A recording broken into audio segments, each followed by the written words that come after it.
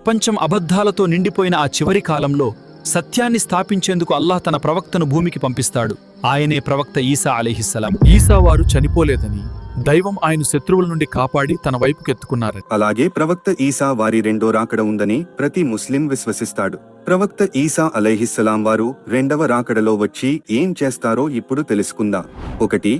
దజ్జాల్ను సంహరిస్తారు. ప్రవక్త ఈసా అలైహిస్సలాం భూమికి వచ్చిన తర్వాత దజ్జాల్ను అంటీ క్రైస్ట్ను లుద్ గేట్ పాలస్తీనా ప్రాంతం దగ్గర సంహరిస్తారు. ఇది మానవాళికి అతి పెద్ద పరీక్షకు ముగింపు.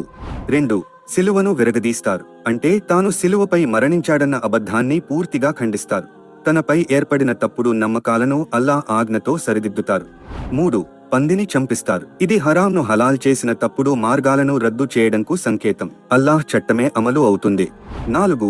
జిజ్యాను రద్దు చేస్తారు. అంటే ఇస్లాం తప్ప మరేది అంగీకరించబడదు. ఆ కాలంలో ప్రతి గ్రంథ ప్రజలు